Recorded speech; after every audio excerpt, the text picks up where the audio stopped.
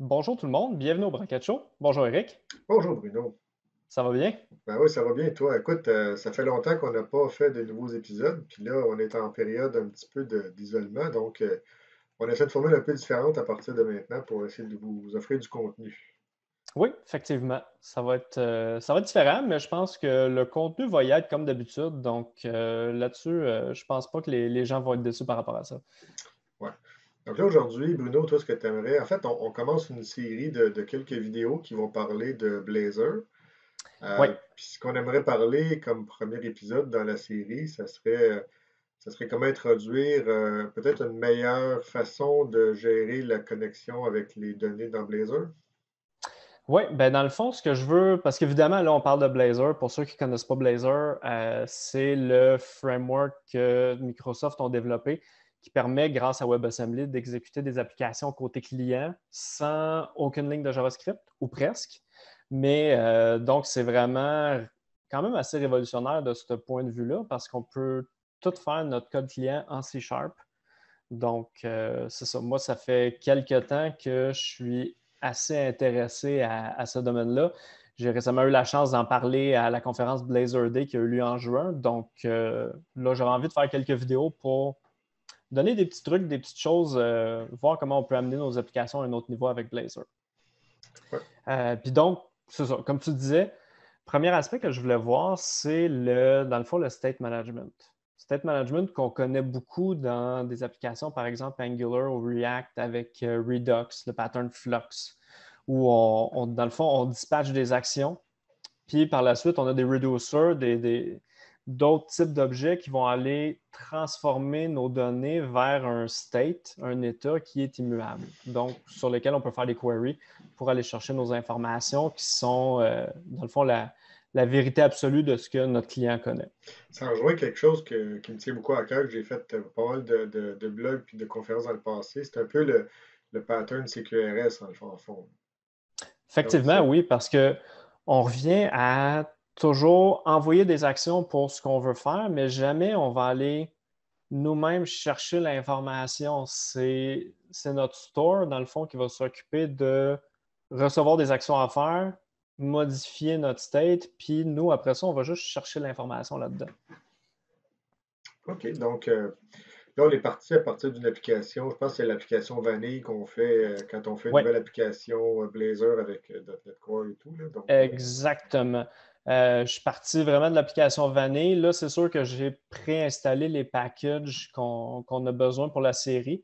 Mais dans le fond, je peux faire un tour rapidement. Tout ce qu'on a besoin pour Fluxor, au-delà de l'installer, évidemment, c'est qu'on a des services à enregistrer côté client. Donc, on utilise la méthode d'extension.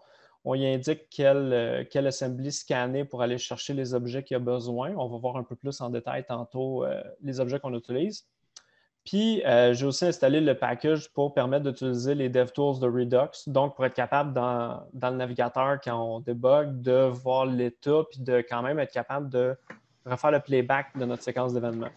ça Donc, là, serait-tu un service qui serait pas installé, mettons, si on voulait en production, genre, on pourrait le rendre optionnel pour la production ou on en a besoin on quand même? pourrait effectivement le rendre optionnel. Peut-être même que l'extension le gère déjà. Je t'avoue que je n'ai pas regardé. OK. Mais sinon, effectivement, on fait juste le mettre uniquement quand on n'est pas en développement. Quand on est en développement, en fait, ça pourrait se faire très bien, oui. Donc, c'est ça. On a ça côté service et dans notre application, on a juste un component ici à rajouter pour permettre, dans le fond, lui en arrière, il y a un fichier JavaScript. Donc, on disait Blazor, c'est pas nécessairement sans aucune ligne de JavaScript, mais parfois il y en a un peu. Lui, il s'occupe de faire les initialisations nécessaires pour son fonctionnement. Donc, une fois qu'on a ça dans notre component app, tout est réglé, on est prêt. Tant qu'on n'a pas besoin d'écrire le JavaScript, moi, ça me va. Ben, c'est ça exactement ce que je me dis. Le moins j'en fais, le mieux je me porte. Puis des packages comme ça qui le wrap à l'intérieur de components ou de méthodes qu'on peut accéder via l'interop, ça fait qu'on n'a pas à y toucher nous. Donc, ben, on va commencer ça pour aller voir qu'est-ce qu'on a besoin. Là, j'avais créé une classe vide avec un namespace juste pour permettre de mettre mes fichiers. La première chose qu'on a besoin au niveau de notre state management, bien évidemment, c'est un state. Donc, c'est quelque chose qui va définir l'état qu'on a besoin, l'état sur lequel on va regarder nos données. Donc, ce que j'ai fait ici, j'ai une propriété dans mon state pour dire si on est en chargement. Donc, c'est quelque chose qu'on va mettre à true, par exemple, quand on arrive sur notre page puis qu'on va aller chercher les données côté serveur. Et on expose ensuite la liste des forecasts qui sont, dans le fond, les résultats météo que le serveur nous retourne.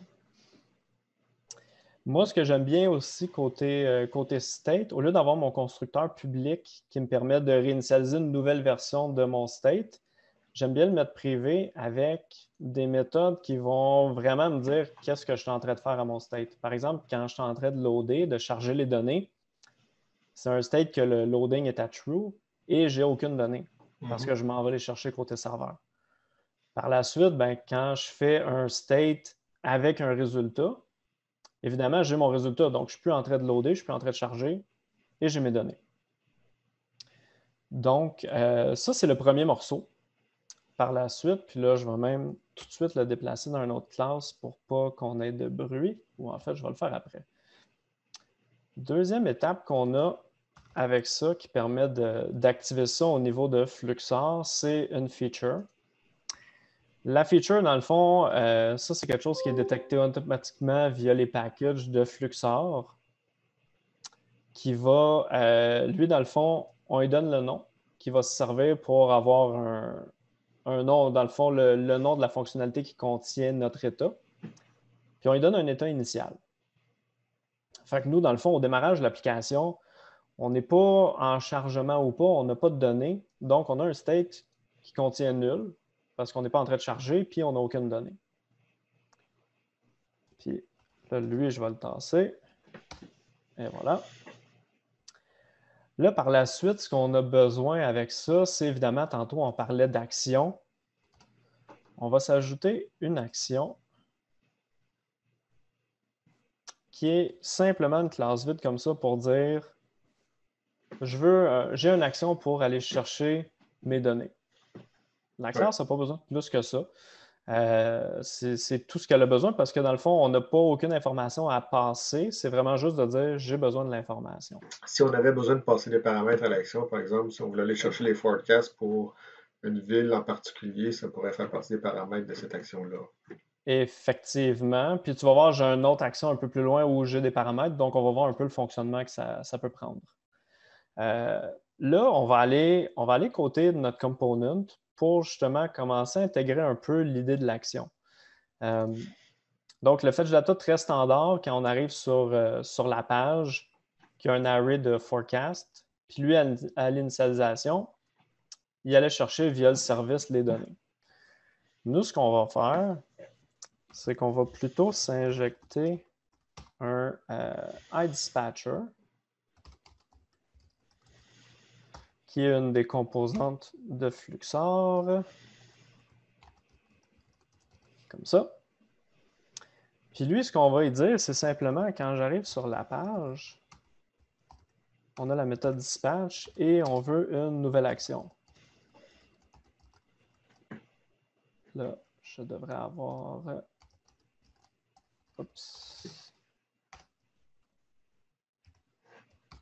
notre action. Donc, on va chercher ça ici.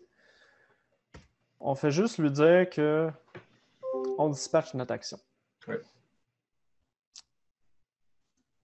Lui, par la suite, comment on peut y permettre? Parce que côté state, côté action comme ça, on ne veut pas avoir à s'injecter soit dans la création de notre state ou c'est ça, dans la création de notre state, on ne veut pas avoir à s'injecter les dépendances externes qu'on a besoin. Parce que notre state devrait rester le plus peu possible. Lui, il est là pour juste émettre nos données. Il n'est pas là pour les altérer. Comment que Fluxor fonctionne de ce côté-là? C'est qu'ils ont des effets.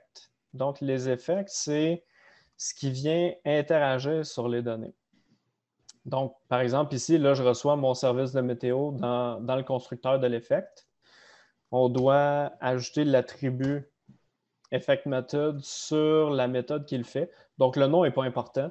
L'idée, c'est dans le fond que ça reçoit une action, puis Fluxor est capable de déterminer, donc, si je reçois cette action-là, c'est que c'est un effet qui s'applique à celle-ci. Est-ce que tu prends plusieurs méthodes qui répondent à la même action ou il va y avoir des collisions ou comment ça fonctionne? Je t'avoue que je n'ai pas testé cet aspect-là, mais normalement, on devrait centraliser ce qu'on veut faire par rapport à une action. Tu sais, si on pense surtout côté single responsibility, Mhm. on veut que notre action elle fasse une chose, donc par la force des choses, on devrait juste avoir une méthode, une effect qui va agir sur cette action-là. Là, tu vois, ce qu'on fait ici, c'est qu'on va chercher les données, comme on faisait dans le component à l'origine. Là, on dispatche une nouvelle action que j'avais ici justement, donc je vais l'ajouter. Désolé pour. Ouais. Fait que ça, c'est le Donc là, résultat de ton appel. En fait, lui, c'est là qu'il passe, on disait tantôt, passe les paramètres, mais dans le fond, là, dans ton action, c'est une action que tu y passes du data, en fait. c'est ça. Donc là, on dit ça, c'est l'action de mes résultats. Je te donne l'action qui contient les résultats. Voici mes résultats météo. Puis cette action-là reçoit dans le constructeur, puis fait simplement exposer la liste des résultats. Ensuite, ce qu'on peut aller voir avec ça, c'est la dernière action, dans le fond, ben, pas l'action, je m'excuse, c'est pas le bon terme, mais le dernier morceau qui reste à mettre en place pour ce puzzle-là, si on peut dire, c'est les reducers. Les reducers, c'est ce qui permet de prendre une action et altérer notre state avec ça. Les reducers, par côté bonne pratique, devraient généralement être des méthodes statiques, des méthodes pures. On ne devrait pas avoir aucune injection là-dedans. Les autres sont vraiment là pour partir d'un state existant, s'il y en a un, recevoir une action, puis altérer notre state en fonction de ça. Donc, c'est vraiment eux qui connaissent la logique de comment réémettre le nouveau state, la nouvelle vérité. Donc là, ici, on voit que j'ai mon reducer ici qui était pour l'action de get, où je l'ai simplement, là, j'ai pas, ouais. Comme ça, ici, on voit qu'il reçoit l'action, il reçoit le state. Puis lui, tout ce qu'il fait, c'est dire à notre état, maintenant, on est en loading, parce qu'on est arrivé sur la page, on a fait un get, donc on tombe en mode loading. Ensuite, on a le reducer pour les résultats. Donc, lui, ce qu'il fait, c'est qu'il fait un nouveau state, mais avec les résultats qu'il a reçus. Donc, de ce côté-là, côté Fluxor, on a tout mis en place pour faire que notre component va aller chercher nos données avec nos actions. Ce qui est cool quand tu regardes ça aussi, c'est que toutes les classes sont relativement petites, donc très facile à tester. Là, j'avais pas prévu parler du côté unit testing en détail, de montrer les exemples, mais ça reste qu'on voit que les méthodes sont tellement simples que nos unit tests vont permettre facilement d'avoir tous nos cas et de couvrir notre code sans problème. Ouais, effectivement, puis vu que c'est les méthodes, même les méthodes qu'ils utilisent comme des services, puis tout ça fonctionne par l'injection, donc c'est super facile de tester l'injection en passant des mocks dans les tests, en fait. C'est ça, exactement. Il ne devrait pas avoir de raison que tout ce code-là ne soit pas testé avec du coverage à 100%. Là, ça nous ramène à notre component, parce que là, évidemment, nous autres, on a juste dispatché une action. Là, on a vu plein de classes qui faisaient plein de choses avec ça, mais Là, il faut updater l'UI avec le résultat qu'on va recevoir quelque présentement, on part. n'en fait rien, c'est ça. C'est ça. Fait qu'on va commencer par enlever l'array qu'on n'a plus besoin. Ce qu'on injecte, donc encore là, ça rend les choses faciles à tester, c'est un iState. Oups. De notre weather state.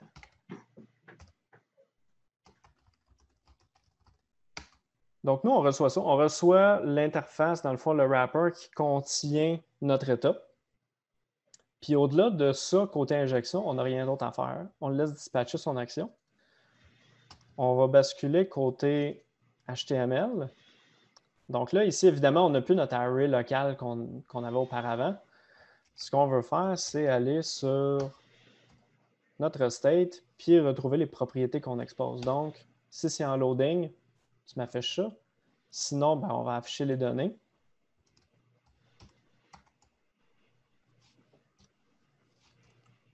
Hop. Et là, normalement, si j'ai bien fait les choses, on peut démarrer l'application. et on devrait avoir le même résultat qu'on avait avant, mais en fait, non. Je vais le laisser aller, mais j'ai oublié un détail que... Donc, tu vas voir, on devrait avoir une erreur. Je ne sais pas exactement ça va être quoi le message d'erreur, mais je sais qu'on en a une. Parce qu'évidemment, pour permettre au component de se rafraîchir automatiquement par rapport au changement qu'il reçoit sur le state, il faut qu'on se branche avec Fluxor. Donc, inherits. Là, j'ai plus le nom de la component par cœur, je m'excuse.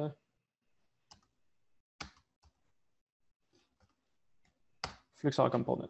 Évidemment, on aurait pu mettre ceci dans un using au niveau de notre import pour juste faire inherit de Fluxor component. Donc là, à ce moment-là, c'est lui vraiment à l'interne qui va gérer le fait que quand l'état il change, il va émettre l'événement pour dire que le state has changed, puis il va réafficher son component.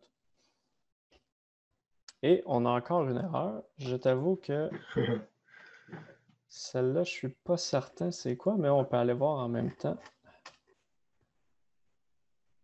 C'est mon service pour aller chercher la météo que je n'ai pas injectée. Donc, mea culpa là-dessus, c'est ma préparation qui a fait défaut de ce côté-là.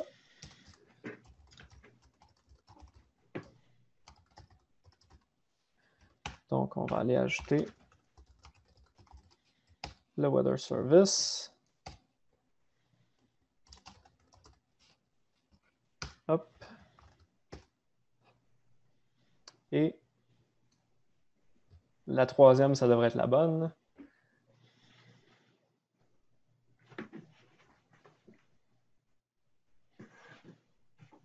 Ce qui est merveilleux là-dedans, c'est qu'on n'a pas écrit de JavaScript. On n'a pas écrit de TypeScript, même si TypeScript est quand même très bien, mais on n'en a pas écrit. Et là, si on arrive sur notre page, on voit nos données. Et voilà. Si on va voir comme on parlait, là, j'ai pas mes DevTools ici, mais si j'avais les DevTools installés dans cette instance de Chrome, on pourrait aller voir le playback, dans le fond, des actions qu'il a faites pour rejouer pour avoir les données. Bon, en fait, je pourrais ouvrir un nouveau Chrome. Pas ici. Laisse-moi un instant. Parce que les DevTools, ça, c'est le service que tu as ajouté au niveau du démarrage de l'application, puis c'est ce qui est Exactement. linké avec ton browser. Faut t'installes Donc là, aussi on va quelque chose l'avoir dans ici. Chrome comme extension. Oui, il y a une extension Redux DevTools, si ma mémoire est bonne, OK. qui est disponible pour Chrome. Puis, tu vois, ça nous ajoute le Redux ici. Puis là, on est capable déjà de voir notre état, puis on serait capable de faire rejouer la séquence où il va chercher, là, on tombe les loading à true, par la suite, il va chercher données, ensuite, il remplit le forecast. Là, j'ai pas vu, est-ce que ça fait une action? Est-ce qu'on voit le playback se faire dans l'écran aussi pendant qu'il est loading et tout ça? Oups, attends, excuse-moi, là, j'ai juste accroché mon bouton. Tu veux dire au niveau du playback? Ouais. Ou c'est juste au niveau des événements qu'on voit ça? Dans le fond, on voit la séquence ici. Donc, on voit l'initialisation. Par la suite, on voit que la première action est dispatchée. Lui, il a su qu'avec cette action-là, il tombe en mode loading. Ce qu'on avait avec la méthode de make loaded state. Mais on voit Là, pas lui, évidemment, l'effet que ça a dans l'UI pendant qu'il fait ça. non, je crois pas, non, OK. effectivement. C'est pas Mais la on est même. capable quand même de voir comment les données ont été altérées au fil des actions. Ah, c'est quand même bien. Le debug est quand même bien. Ouais. Oui, oh, oui, c'est ça. C'est très pratique pour voir des fois parce qu'on peut avoir des moments où nos données changent, puis là, on n'est pas certain qu'est-ce qui s'est passé. Mais avec des choses comme ça permet de le voir assez Ben, c'est surtout facilement. que c'est un framework qui découpe la requête de l'action. Fait que c'est sûr que Oui, d'avoir un outil qui nous permet de savoir qu'est-ce qui s'est passé, parce que souvent, le problème de faire ça, ça rajoute de la complexité parce que quand même, on est à des moments asynchrones. Donc, on a des choses qui se passent au niveau des actions, on a des choses qui se passent au niveau des réponses, puis on ne sait pas qu'est-ce qui se passe des fois entre les deux. Mais d'avoir ouais, cet outil-là, ça nous permet au moins de tracer là où le problème est survenu. en plein ça. Intéressant. Donc, ben c'est ça. Ça fait le tour pour, comme on disait, le premier d'une série où on va essayer de transformer la composante de météo de base en quelque chose d'assez évolué. On a vu comment le transformer avec une gestion d'état. Puis il y a une chose aussi que je pense qu'on n'a pas parlé, c'est Un gros avantage de quelque chose comme ça aussi, c'est que par la suite, une fois qu'on a branché ça avec différentes actions, différents événements, on n'a pas besoin d'aller tout le temps rechercher nos données dans notre serveur à chaque fois qu'on ajoute un élément ou à chaque fois qu'on modifie un élément. On peut juste venir altérer notre state avec l'élément qui change. Évidemment, en ayant la certitude que la sauvegarde, par exemple, a marché côté serveur. Mhm. Mais par la suite, ça fait que le nombre d'interactions avec le serveur est beaucoup plus petit. Donc, c'est quand même un assez bon avantage là-dessus aussi. Oui, c'est super intéressant. Donc, ça conclut pour la partie 1 qui est de state management. Oui. Dans la prochaine partie, tu vas nous parler de quoi? Dans la prochaine partie, j'ai envie d'amener ça un petit peu plus loin où on aurait du temps réel. Parce que là, évidemment, on a notre application, mais si on ne fait rien sur la page, puis qu'il y a des nouvelles, par exemple, données météo qui s'ajoutent, ben, on n'a aucune notification, on n'a rien qui s'affiche côté client. Donc, OK. il y aurait plusieurs choses qui pourraient nous amener à avoir ces notifications-là en temps réel. Donc, on va regarder comment brancher ça là-dessus. Bon, ben, super. Donc, on vous invite à vous abonner à notre page Facebook, à notre chaîne YouTube pour savoir quand est-ce que le prochain épisode va sortir. Puis, nous donner des commentaires aussi, c'est des choses que vous voyez que vous pouvez nous aider à nous diriger sur des choses que vous aimeriez voir dans les prochains épisodes par rapport à Blazor. C'est quand même une technologie Mhm. assez nouvelle. Puis il y a peut-être plein de choses sur lesquelles vous aimeriez avoir de l'information. Donc, on Puis vous invite à... ça nous ferait plaisir de partager, en effet, oui. Oui, tout à fait. Donc, ben, à la prochaine. Oui, merci.